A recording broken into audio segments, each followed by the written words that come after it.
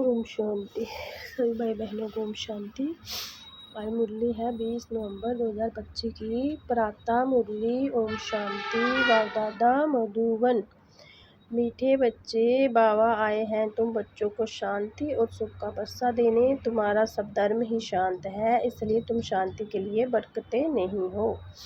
ओम शांति। प्रश्न है, अभी तुम बच्चे 21 जन्मों के लिए अकूट खजानों में भजन करने योग्य बनते हो, क्यों? उत्तर है, क्योंकि बाबा जब नई सृष्टि रचते हैं तब तुम बच्चे उनके मददगार बनते हो, अपना सब कुछ उनके कार्य में सफल करते हो। इसलिए बाबा उसके रिटर्न में 21 जन्मों के लिए तुम्हें अकूट खजानों से ऐसा भजन करते हैं जो कभी धन भी नहीं कूटता, दुख भी नहीं आता, अकाले मृत्यु भी नहीं होती। ओम शांति। गीत मुझको सहारा देने वाले। ओम शांति। मीठे मीठे रूहानी बच्चों को ओम का अर्थ तो सुनाया है। कोई सिर्फ ओम कहते हैं, परंतु कहना चाहिए ओम शांति। सिर्फ ओम का अर्थ निकलता है ओम शांति। ओम मतलब आत्मा। ओम शांति का अर्थ है मैं आत्मा शांत स्वरूप हूँ। हम आत्मा है, जो हमारा शरीर है, पहले है आत्मा, पीछे है शरीर। आत्मा शांत स्वरूप है, उसका निवास स्थान है शांति धाम। बाकी कोई जंगल में जाने से सच्ची शांति नहीं मिलती है। सच्ची शांति मिलनी ही तब है जब घर जाते हैं। दूसरा शांति चाहते हैं, जहाँ शांति है जो अशांति का दुखदाम विनाश हो जाएगा, फिर शांति हो जाएगी। तुम बच्चों को शांति का बरसा मिल जाएगा। बाहर ना घर में ना बाहर राजधानी में शांति होती। उसको कहा ही जाता है शांति का राज्य, जहाँ है शांति का राज्य, क्योंकि रावण राज्य है, वह है ईश्वर का स्थापन किया हुआ राज्य। फिर द्वापर के बाद असुरी राज्य होता है, असुरों की कभी शांति नहीं होती। घर में दुकान में जहाँ तहाँ अशांति ही अशांति होती है। 5 विकार रूपी रावण अशांति फैलाते हैं। रावण क्या चीज़ है, जो कोई भी विद्वान पंडित आदि नहीं जानते, समझते नहीं है। हम वर्ष रावण को क्यों मारते हैं? सजू त्रेता में जो रावण होता ही नहीं है, वह है ही देवी राज्य। इसलिए ईश्वरी बाबा देवी राज्य की स्थापना करा रहे हैं तुम्हारे द्वारा। अकेले तो नहीं करते तुम मीठे मीठे बच्चे, ईश्वर के मददगार हो। आगे थे रावण के मददगार, अब ईश्वर आकर सर्व का सदगति करा रहे हैं। पवित्र जरूर बनना है, पवित्रता सुख शांति की स्थापना करते हैं। तुम बच्चों को ज्ञान का अब तीसरा नेत्र मिला है। सतयुग त्रेता में दुख की बात नहीं, कोई गाली आदि नहीं देते, गंध नहीं खाते। जहाँ तो देखो कितना गंध खाते हैं। दिखाते हैं श्री कृष्णा के गौ बहुत प्यारी लगती थी। ऐसा नहीं कि श्री कृष्णा कोई गोपाला था, गौ की पालना करते थे, नहीं। वहाँ की गौ और जहाँ की गौ में बहुत फर्क है। वहाँ की गायें सतो प्रधान बहुत सुंदर होती थी, जैसे सुंदर देवता वैसी गायें। देखने से ही दिल खुश हो जाता था। वह है ही स्वर्ग, जहाँ है नर्क। सभी स्वर्ग को याद करते हैं। स्वर्ग और नर्क में रात दिन का फर्क है। रात होती है अंधेरा, दिन में है सवेरा। ब्रह्मा का दिन गोया ब्रह्मा वंशियों का भी दिन हो जाता है।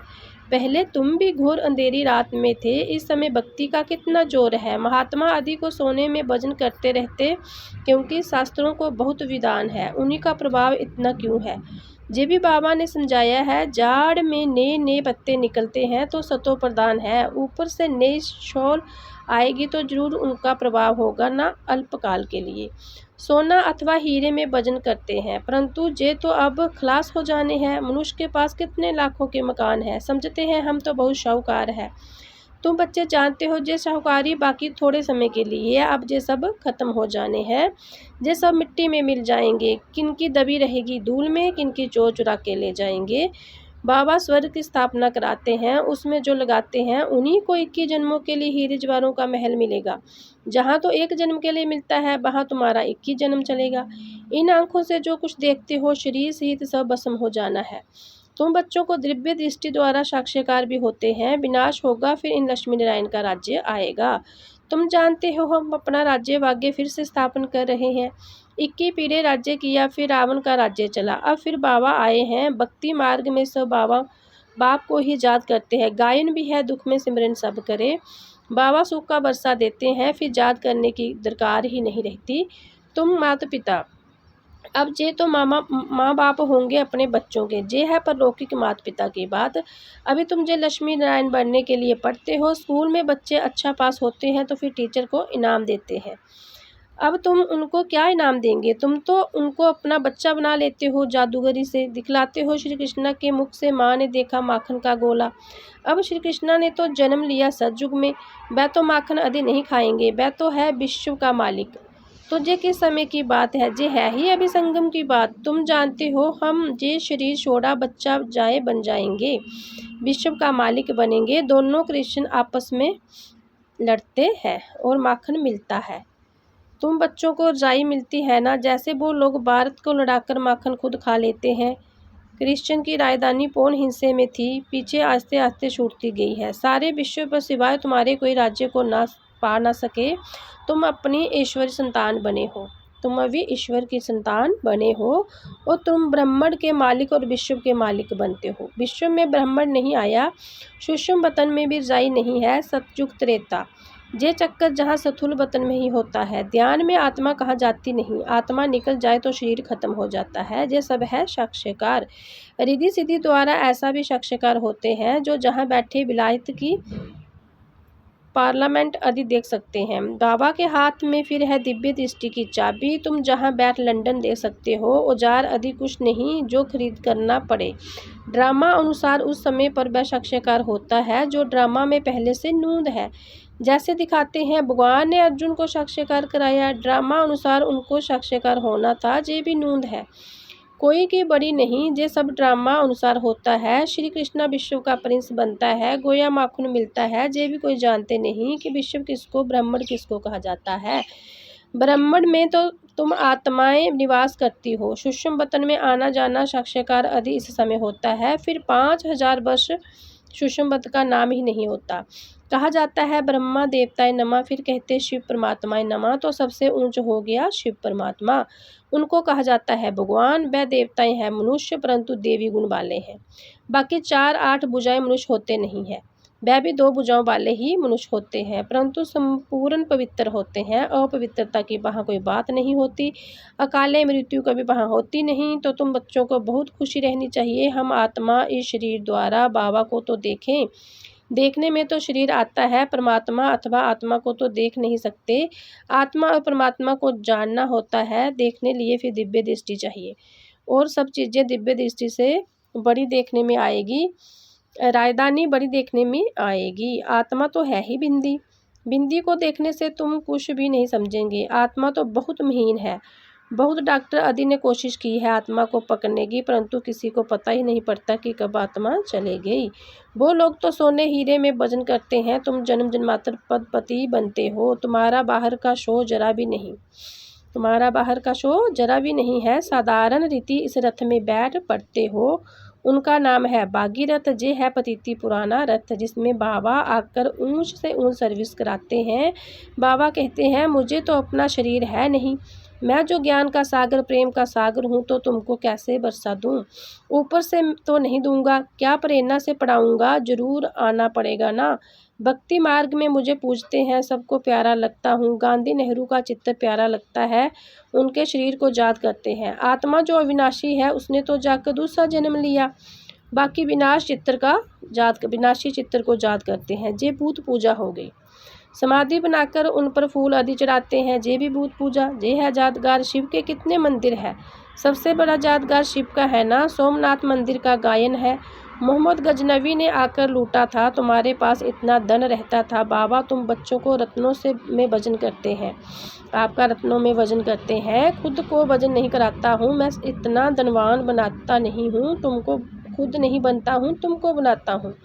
उनको तो आज वजन किया कल मर जाएंगे, धन कोई काम नहीं आएगा। तुमको तो बाबा अखूट खजानों में ऐसे वजन करते हैं जो 21 जन्म साथ रहेंगे। अगर श्रीमत पर चलेंगे तो वहाँ दुख का नाम नहीं, कभी अकाले मृत्यु नहीं होती। मौत से डरेंगे नहीं, जहाँ कितना डरते हैं रोते हैं, वहाँ कितनी खुशी होती है। जाकर प्रिंस बनेंगे, जादूगर सौदागर रत्नागर, ये शिव परमात्मा को कहा जाता है। तुमको भी साक्ष्यकार कराते हैं, ऐसा प्रिंस बनेंगे। आजकल बाबा ने साक्ष्यकार का पाठ बंद कर दिया है, नुकसान हो जाता है। अभी बाबा ज्ञान में तुम्हारी सदगति करते हैं, तुम पहले जाएंगे सुखधाम, अभी तो है ही जहाँ दुखधाम है। तुम जानते हो आत्मा ही ज्ञान दान करती है, इसलिए बाबा कहते हैं अपने को आत्मा समझो। आत्मा में ही अच्छे व बुरे संस्कार होते हैं, शरीर में तो शरीर के साथ साथ संस्कार भस्म हो जाते हैं। तुम कहते हो शिव बाबा हम आत्माएं पढ़ती है इस शरीर द्वारा, नई बात है ना, हम आत्मा को शिव बाबा पढ़ाते हैं, जे तो पक्का पक्का याद करो। हम सब आत्माओं का एक बाप भी है व टीचर भी है हमारा। बाबा खुद कहते हैं मुझे अपना शरीर नहीं है, मैं भी हूँ आत्मा, परंतु मुझे परमात्मा कहा जाता है। आत्मा ही सब कुछ करती है, बाकी शरीर का नाम बदलते हैं। आत्मा तो आत्मा ही रहती है। मैं परमात्मा तुम्हारे मुवाफिक पूर्ण जन्म नहीं लेता हूँ। मेरा ड्रामा में पाठ ही ऐसा है जो मैं इनमें प्रवेश कर तुमको सुना रहा हूँ, इसलिए इनको भाग्यशाली रथ कहा जाता है। उनको पुरानी जुत्ती भी कहते हैं। शिव बाबा ने भी पुराना लांग बूट पहना है। बाबा कहते मैंने इसमें बहुत जन्मों के अंत में प्रवेश किया है, पहले पहले जे बनते हैं तत्तबम। बाबा कहते तुम तो जवान हो, मेरे से जास्ती पढ़कर ऊंच पद पाना चाहिए, परंतु मेरे साथ बाबा है तो मुझे घड़ी घड़ी उनकी याद आती है। बाबा मेरे साथ सोता भी है, परंतु बाबा मुझे बाकी नहीं पहन सकते, तुमको बाकी पहनते हैं, तुम भाग्यशाली हो ना। शिव बाबा ने जो शरीर लोन लिया है तुम उनको बाकी पहन सकते हो, मैं कैसे पहनूं, मुझे तो ये भी नसीब नहीं है, इसलिए तुम लक्की सितारे गाए हुए हो। बच्चे हमेशा लक्की होते हैं, बाबा पैसे बच्चों को ही देते हैं, तो तुम लक्की सितारे ठहरे ना। शिव बाबा भी कहते तुम मेरे से लक्की हो, तुमको पढ़ाकर विश्व का मालिक बनाता हूँ, मैं थोड़े ही बनता हूँ, तुम ब्रह्मांड के भी मालिक बनते हो। बाकी मेरे पास जास्ती दिव्य दृष्टि की चाबी है, मैं ज्ञान का सागर हूँ, तुमको भी मास्टर ज्ञान सागर बनाता हूँ। तुम इस सारे चक्कर को जान चक्रवर्ती महाराजा महारानी बनते हो, मैं थोड़े ही बनता हूँ। बूढ़े होते हो तो फिर बच्चों को बिल कर खुद वानप्रस्थ में चले जाते हो, आगे ऐसा होता था, आजकल तो बच्चों में मोह जाकर पड़ता है। परलौकिक बाबा कहते हैं मैं इनमें प्रवेश कर तुम बच्चों को कांटों से फूल विश्व का मालिक बनाने आया हूँ। आधा कल्प के लिए सदा सुखी बनाए, मैं वानप्रस्थ में बैठ जाता हूँ, ये सब बातें शास्त्रों में थोड़ी ही है। सन्यासी उदासी शास्त्रों की बातें सुनाते हैं, बाबा तो ज्ञान का सागर है, वह ज्ञान सुनाता है। खुद कहते हैं जे वेद शास्त्र आदि सब भक्ति मार्ग की सामग्री है, ज्ञान सागर तो सिर्फ मैं ही हूँ। अच्छा मीठे मीठे सिकलेदे बच्चों प्रति माता पिता बाप दादा का जात प्यार और गुड मॉर्निंग। रूहानी बाबा के रूहानी बच्चों को नमस्ते, हम रूहानी बच्चों के रूहानी प्यारे बाबा को गुड मॉर्निंग नमस्ते, ओम शांति। धारणा के लिए मुख्य सार, इन आँखों से शरीर सहित जो दिखाई देता है वह सब भस्म हो जाना है, इसलिए अपना सब कुछ सफल करना है।